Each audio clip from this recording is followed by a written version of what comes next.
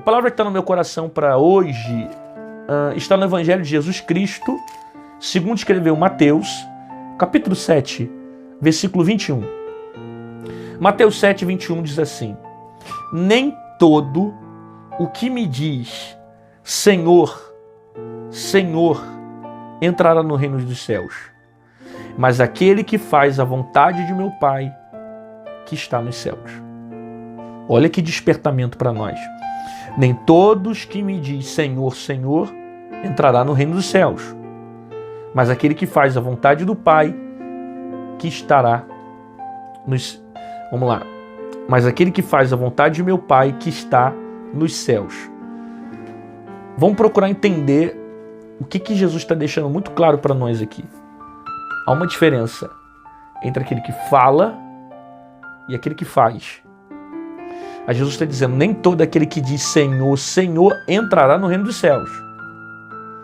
Nem todos que falam, nem todos que dizem, mas aqueles que fazem a vontade do Pai. Então, há uma diferença crucial que Jesus está ensinando para nós entre falar e viver. Falar e praticar.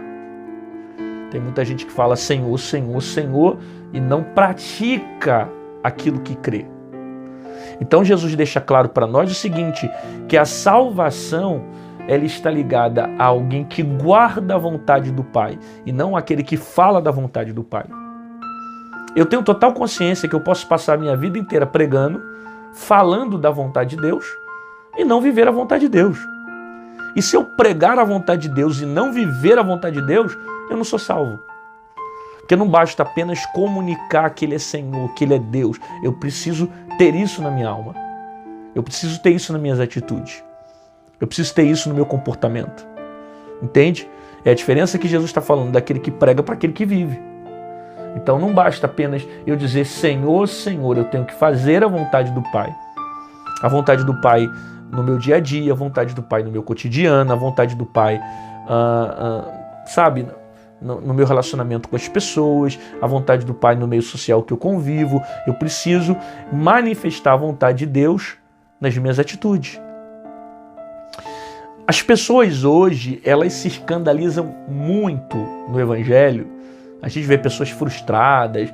Eu vou sair da igreja porque eu jamais pensava que fulano ia cair. Eu jamais pensava que fulano ia pecar. A gente vê um monte de gente que diz que vai se desviar da igreja, que não frequenta mais a igreja, porque na igreja só encontrou pessoas que falhavam, que erraram, gente que fez um monte de coisa e se decepcionou. Eu fico pensando, qual era a expectativa dele? Encontrar pessoas perfeitas? Qual era a expectativa? Encontrar pessoas que não falham? Porque a igreja é lugar de pessoas que falham. Mas o líder não deve falhar. Quem disse isso para você? A partir do momento que você impõe um peso como esse, você está colhendo para sua própria alma uma grande desgraça, porque nenhum homem tem a capacidade de ser perfeito.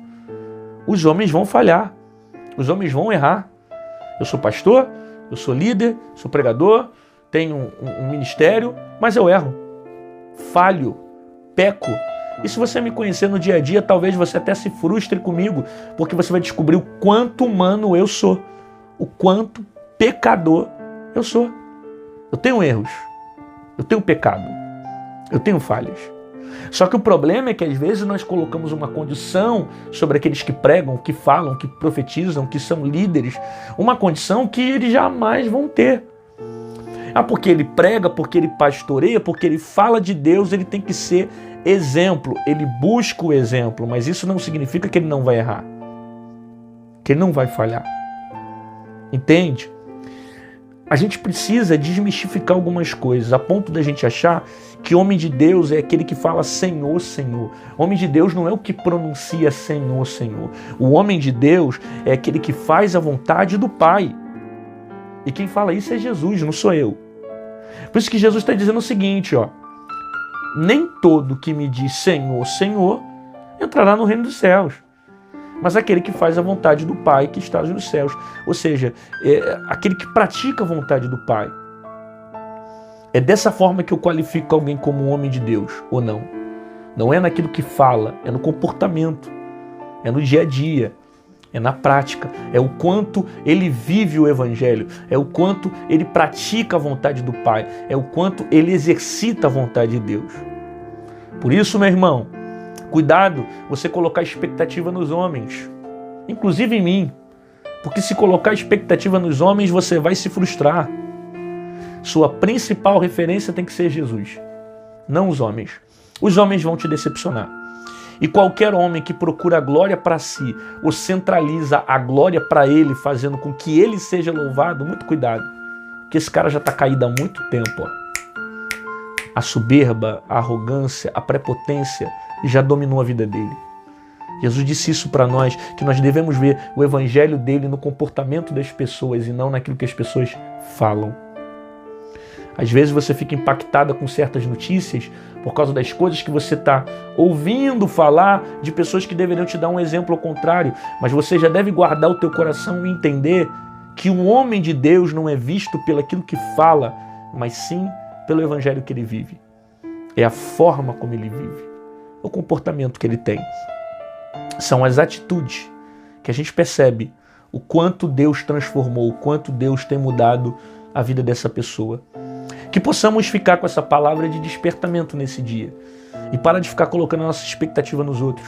É porque pastor, fulano de tal, sabe? Os escândalos aumentam cada vez mais porque as próprias pessoas colocam expectativas nessas lideranças. Se um líder fosse visto como um ser humano qualquer, não teria tanta expectativa. Se um pastor fosse visto como uma pessoa qualquer, não teria tanta expectativa. Porque quanta gente que está dentro da igreja, que cai, que erra, que falha, e às vezes não está numa posição pública ou de notoriedade, e isso não faz com que gere tantos escândalos. Porém, o fato de alguém ser líder, pastorear, estar de frente, faz com que a gente assuma tanta expectativa a ponto da gente dizer que ele tem que ser homem de Deus pelo aquilo que ele fala, quanto na verdade ele tem que ter os frutos do Espírito. E é isso que determina ou qualifica o tipo de árvore que nós somos. Quando alguém se aproximar de você, se relacionar com você, e você querer saber se essa pessoa é um homem de Deus ou não, observe as atitudes, e não aquilo que fala. Observe o comportamento, observe os frutos, observe a maneira como ele lida com a vida no dia a dia, porque é ali que ele tem que mostrar o evangelho, o quanto ele pratica a vontade do Pai.